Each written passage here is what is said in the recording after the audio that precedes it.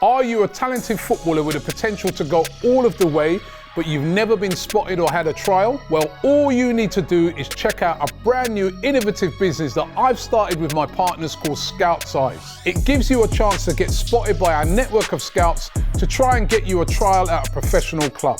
Scout Size places you in front of a professional scout who will assess your talent.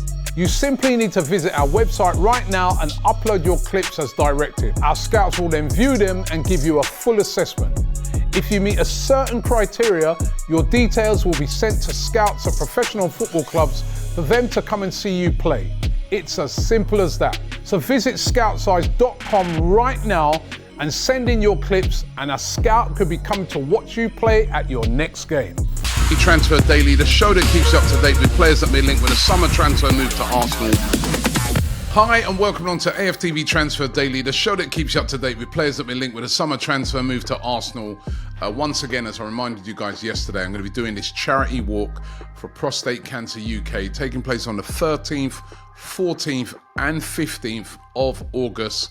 Just before we kick off for the first game for Arsenal on that Saturday, I'm going to be walking around all the Premier League clubs in London, and we're raising money for Prostate Cancer UK and awareness to a disease that affects a lot of men in this country. So look out for that walk. I'm going to be giving you details of it, of how you can sponsor and get involved. But really looking forward to, well, am I looking forward to that walk? It's a long walk, but no, listen, I'm really looking forward to doing it. So did it about 8 years ago. We have brought it back for Prostate Cancer UK. Also, of course, football coming back to the UK for Arsenal come this week Wednesday when Arsenal take on Bayer Leverkusen. Granit Xhaka returning back. The Invincibles versus the Invincibles. Two teams that went Invincibles, our one a very long time ago. But Leverkusen a whole season without defeat last year in their league. So that should be a really testing friendly. Could we get to see Calafiori making his debut in that game? I reckon we could. I reckon we'd get to see him playing some minutes in that. So that's going to be a really exciting game. But who is coming in? Where is Mikel Merino? That's the one that's next on the list. Lots of reports today that this will get done this week. Whether it be in time for Wednesday, is in doubt. Merino coming back now to Spain, to his club Real Sociedad, following his exploits in the Euros in which Spain won. And despite bids from Atletico Madrid and lots of interest from Barcelona, he has chosen to join Arsenal. But the deal has not yet been done. So it's going to be done for around about 20 to 25 million pounds. Around about the 25 million pounds mark is, if truth be told. But a lot of fans want to see Merino in as soon as possible in that Arsenal shirt, so we can then hopefully move on to our next bit of business after that. But Mikel Merino, everybody waiting patiently to see that one get done, and it does look like it will be done. I spoke a couple of days ago about Adrien Rabiot, and there's still a lot of reports today saying that Arsenal are very interested in signing him. He's a free agent at the moment, having left Juventus, and we've heard that his agents have been in talks with Arsenal, not just Arsenal, a host of other clubs as well. He's free to negotiate with whoever he wants right now, being a free agent. However, big sticking point on him seems to be his wages. He's looking for around about £240,000 a week. That is a huge amount of wages for Adrien Rabiot. Although you do look on it and you get it and understand it from his point of view, whoever signs him doesn't have to sign and pay a fee for him. And if you had to pay a fee for him, despite him being 29 years of age, that would be in the 25 millions upwards. So he's trying to say, right, you're saving in wages, you're saving in fee, but I want a big chunk in wages. Don't think Arsenal are going to meet those wages. I don't think Arsenal are interested in this one unless they don't get the Merino deal done. But, there's still lots of reports out there. I mean, Team Talk still claiming that Arsenal are eyeing a possible hijack for him. He's interested. He has interest from Manchester United as well. Although Rabiot says he wants to go to a team that's going to be playing Champions League football. Now, for the past few days, we've been speaking about Eddie Nketiah going to Marseille. The deal has looked very, very close for quite some time now, but the sticking point has always been the fee. Eddie Nketiah has told Marseille he wants to join. He's agreed personal terms with them. Arsenal not against him moving, but they want £30 million for him. We sort of discussed this on the show yesterday.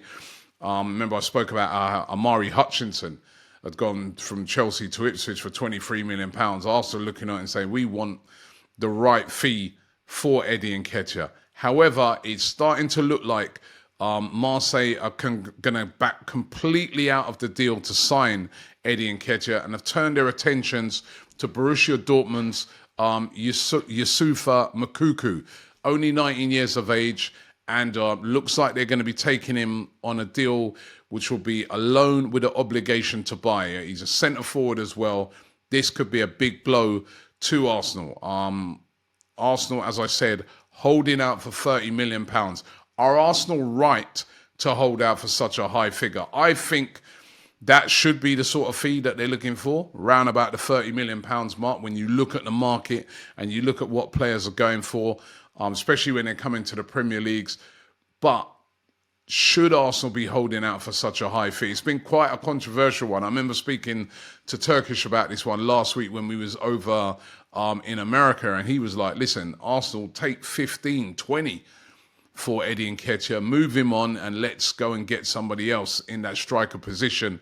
But I'd really like to get your opinions on it in the comments today, because it is starting to look like this deal is going to be dead because of the amount of money that Arsenal are holding out for Eddie Nketiah. So I want to get your opinions on it in the comments below. Now, I spoke about this a few days ago and I said that the rumours linking Arsenal with Julian Alvarez are not far-fetched. And again, they're still out there today. Still lots of rumours. Interestingly, looking at what Fabrizio Romano was saying about the situation, he was saying that Alvarez's agents told Manchester City, before he went away to the Copa America and the Olympics, that Julian Alvarez wants to play. You know what I mean? He wants to play. He wants to be an important part of Manchester City. He wants to play week in, week out. Now, obviously, there's a problem there. And that is, in front of him is one of the best strikers, if not the best striker, in world football, in Erling Haaland. He's not going to play week in, week out. And it doesn't, seem far-fetched that he will be leaving this summer. PSG are the team that seem to be the favourites to sign him. Manchester City now said to be open to selling him. Remember, they only paid 14 million for him and they would demand a fee of upwards around 70 million plus. Arsenal are monitoring the situation. Arsenal are on red alert, as a lot of the reports are stating out there. He would be a good signing.